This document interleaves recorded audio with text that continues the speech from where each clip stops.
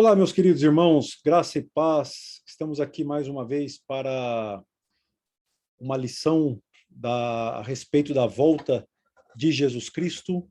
E dessa vez nós estamos na lição de número 6. Ele vem para ressuscitar os crentes. É uma lição muito legal de estudar, muito joia, e que eu tenho certeza vai fortalecer bastante a sua fé.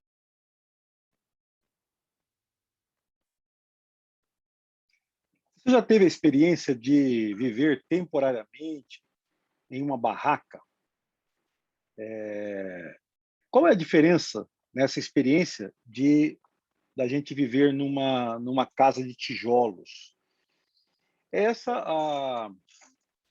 a metáfora, né, que o apóstolo Paulo ele vai usar na sua segunda carta aos Coríntios, no capítulo 5, no versículos 1 em diante. Ele fala justamente quando ele quer falar da ressurreição e do corpo transformado que nós teremos, essa é a metáfora que ele usa. Então, vou compartilhar aqui com você na minha tela, né, o texto diz assim: sabemos que se a nossa casa terrestre deste tabernáculo se desfizer, temos da parte de Deus um edifício, casa não feita por mãos humanas, ou por mãos eterna nos céus. Por isso, nesse tabernáculo, gememos, aspirando por sermos revestidos da nossa habitação celestial, se todavia formos encontrados vestidos e não nus. Pois, na verdade, os que estamos neste tabernáculo, gememos angustiados, não por querermos ser despidos, mas revestidos para que o mortal seja absorvido pela vida. Ora, o próprio Deus, quem nos preparou para isto, outorgando-nos o penhor do Espírito. Temos, portanto, sempre bom ânimo, sabendo que, enquanto no corpo estamos ausentes do Senhor, visto que andamos por fé e não pelo que vemos. Entretanto, estamos em plena confiança, preferindo deixar o corpo e habitar com o Senhor. É por isso que também nos esforçamos, quer presentes, quer ausentes, para sermos agradáveis, para lhes sermos agradáveis. Porque importa que todos nós compareçamos perante o tribunal de Cristo, para que cada um receba segundo o bem ou o mal que tiver feito por meio do corpo. Então está aí o nosso texto fundamental para esse estudo, que é então de 2 aos Coríntios, capítulo 5, versos 1 em diante. Portanto, vemos aqui como Paulo utiliza essa figura de linguagem, né? Uma barraca, uma tenda, falando a respeito desse corpo que nós temos aqui. Mas quando nós ressuscitarmos, então nós teremos uma habitação muito mais sólida, um edifício eterno e nos céus, né? Então, essa que é a figura que Paulo vai usando aqui e nessa comparação. Então, ao lermos esse texto, também podemos perguntar quando isso acontecerá. Não fica muito claro, né? Mas aí nós vamos ler dois outros textos, porque estamos aqui na segunda carta aos Coríntios. Então, a gente volta para a primeira carta. Vocês se lembram que nós temos citado 1 aos Coríntios capítulo 15, e é justamente o assunto de 1 aos Coríntios capítulo 15 é sobre a ressurreição dos crentes, né? Então, quando Jesus voltar, ele virá para ressuscitar os crentes. Esse é o assunto de 1 aos Coríntios capítulo 15, todo o capítulo, porque Paulo escreveu para refutar pessoas que estavam em Corinto, né, dentro ou fora da igreja, dizendo que a ressurreição não existiria, não teria lugar. Então, Paulo lembra aos seus leitores que Jesus Cristo ressuscitou dos mortos. Então, não tem cabimento nós não crermos na ressurreição do nosso corpo, nós que cremos, porque Jesus Cristo ressuscitou. e o corpo de Jesus transformado subiu ao céu. Então, esse é o argumento principal que Paulo vai usar em 1 Coríntios, capítulo 15, para esse momento, para essa realidade. E quando isso acontecerá? Aí é interessante porque a gente também vai dar uma olhada em 1 Tessalonicenses 4, 13 a 18, que tanto em Coríntios 15 como em Tessalonicenses 4, Paulo se refere a uma expressão que é a última trombeta, ao ressoar da última trombeta. Então é muito interessante a gente pensar sobre isso também agora. Então, ao ressoar da última trombeta é exatamente quando Jesus voltar. Então, por que Jesus vai voltar? Por que Jesus voltará? Para ressuscitar os crentes, ressuscitá-los dos mortos. E o maior argumento que Paulo usa aqui em Coríntios 15 é justamente que Jesus ressuscitou dos mortos. Então, o fato de Jesus ter ressuscitado, isso abriu a porta para nós. Então, a ressurreição não é apenas uma promessa de algo que vai acontecer no futuro, mas a ressurreição é algo que já aconteceu. Ou seja, Jesus já ressuscitou dos mortos e esta é a garantia que nós também ressuscitaremos. E ele nos deu o seu Espírito como penhor, né?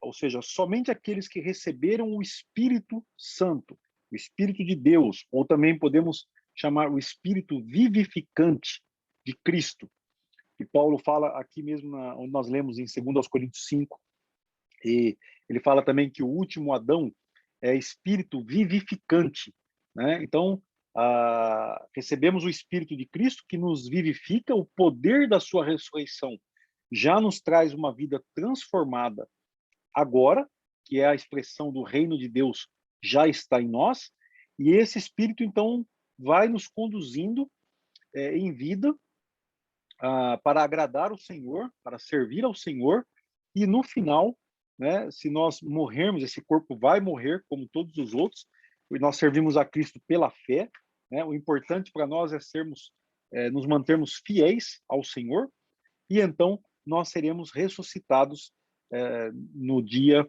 da vinda do Senhor, ao ressoar da última trombeta. Então, essa é a prova de que os crentes ressuscitarão.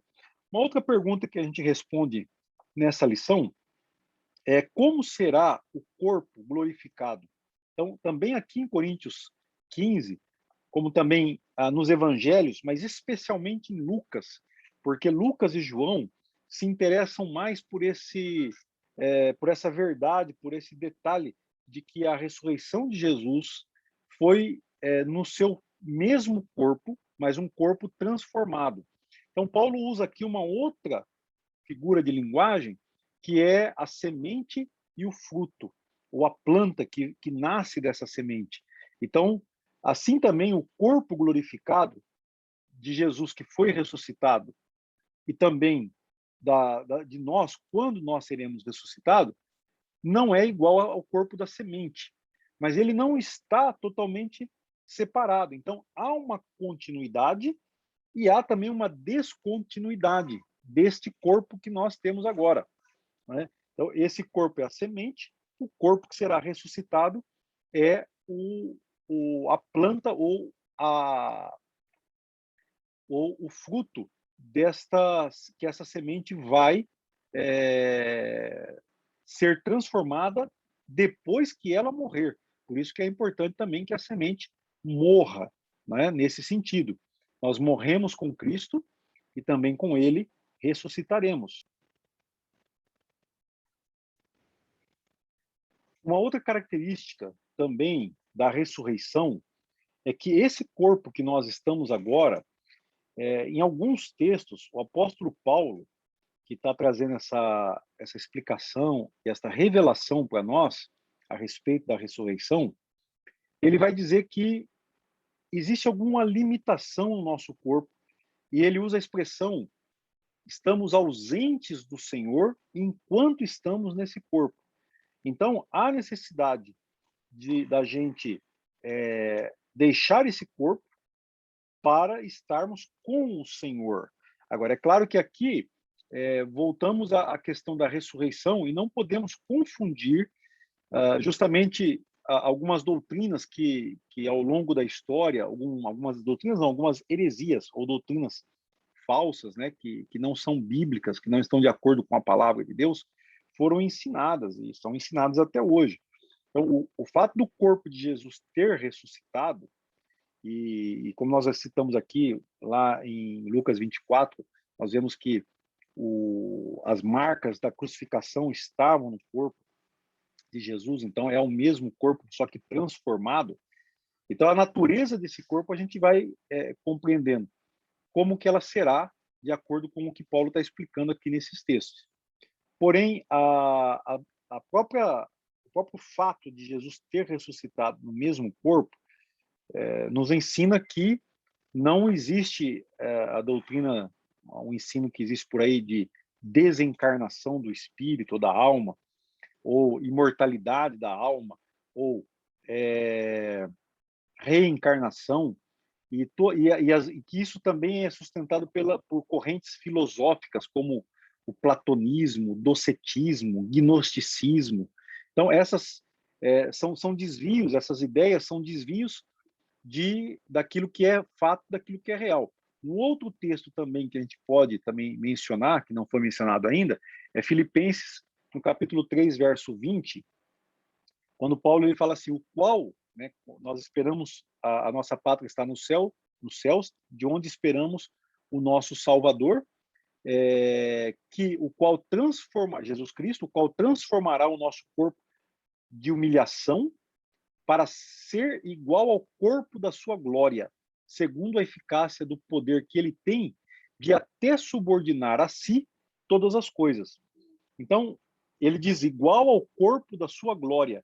Então, nós teremos um corpo igual ao corpo de Jesus, ao corpo que hoje ele está usando, que faz parte dele, né? E que está nos céus, assentado num lugar de honra à direita de Deus Pai. Esse corpo de glória, então nós também teremos um corpo assim.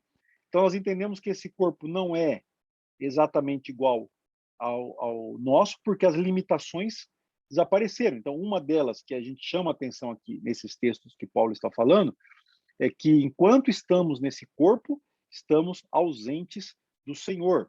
É nesse sentido também que Paulo, ainda na carta aos Filipenses, um pouquinho antes na carta do que foi citado aqui, ele diz que gostaria, né, por um lado, de deixar esse corpo para estar com o Senhor, né? Mas ele, enquanto está nesse corpo, ele está servindo a igreja, ele está servindo aos propósitos do reino de Deus aqui na terra. Então ele fica como que pressionado desses dois lados, né? Então essa transformação do corpo, por exemplo, o corpo de Jesus, nós vamos fazer alguns paralelos. Ele podia comer, né? Mas ele também não estava impedido de entrar numa sala, como aconteceu com os discípulos que estavam reunidos, e ele entrar sem a necessidade de que a porta fosse aberta. Então, esse é um corpo glorificado, igual ao que nós teremos também na ressurreição dos crentes, na ressurreição daqueles que creem no Senhor. E qual que é a aplicação dessa doutrina, né? Porque é importante a gente estar aplicando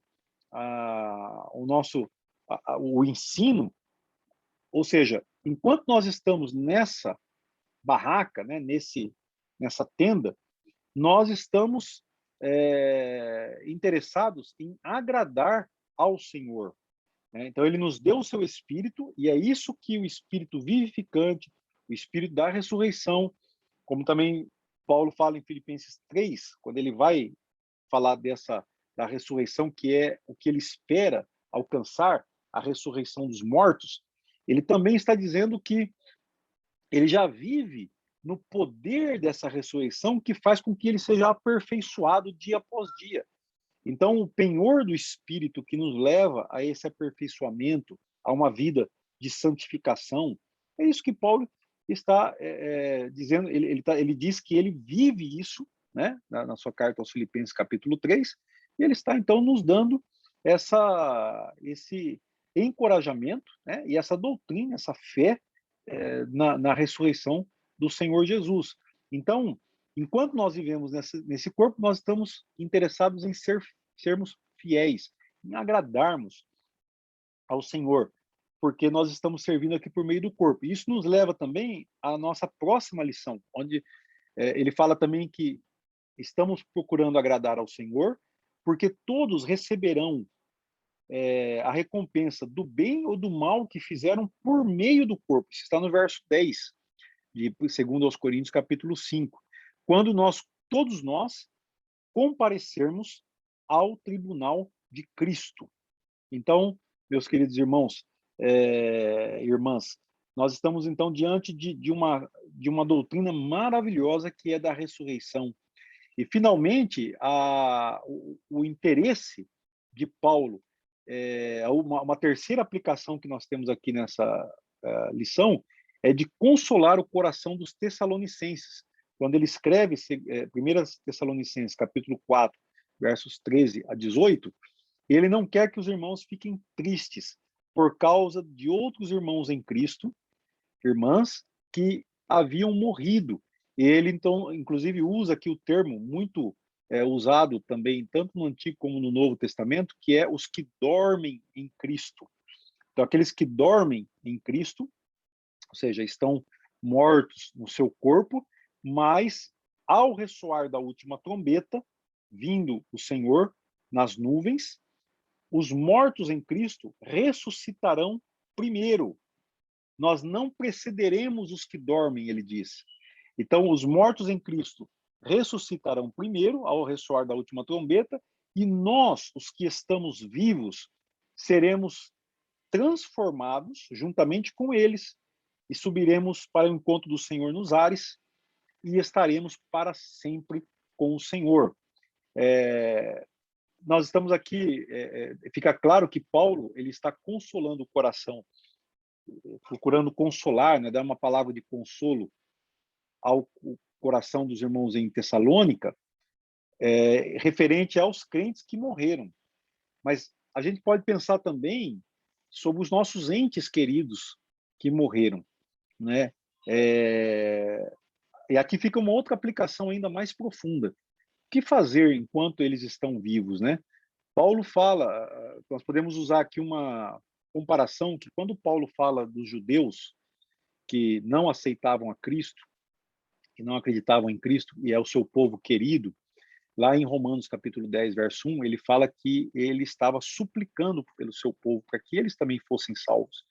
Então, enquanto nós tivermos essa oportunidade, suplicar ao Senhor pelos nossos entes, né, pelas pessoas que nós amamos, pode ser familiares, amigos, né, pessoas que nós conhecemos, mas que nós temos um apreço, um amor, para que eles conheçam a Cristo. Por isso é importante a gente suplicar por eles e termos uma vida que realmente transmita a eles a verdade do Evangelho e estimule-os a servir ao Senhor também, a conhecer ao Senhor, a se entregar a conhecer Jesus como seu Salvador. Então, isso é tão importante. Essa é uma aplicação importante. Agora, infelizmente, sabemos que nem todos, né, de fato, se converterão, aceitarão ao Senhor. Então, nós não somos levados a crer que, de alguma maneira, haverá salvação depois da morte, né? O homem está ordenado a morrer uma só vez, como diz lá em Hebreus, e depois disso vem o juízo. Então, esse é o assunto também para a nossa próxima lição. Mas aqui fica, então, a lição número 6, a segunda vinda de Jesus. Ele vem para ressuscitar os crentes. Que Deus te abençoe grandemente. Espero te ver na próxima lição.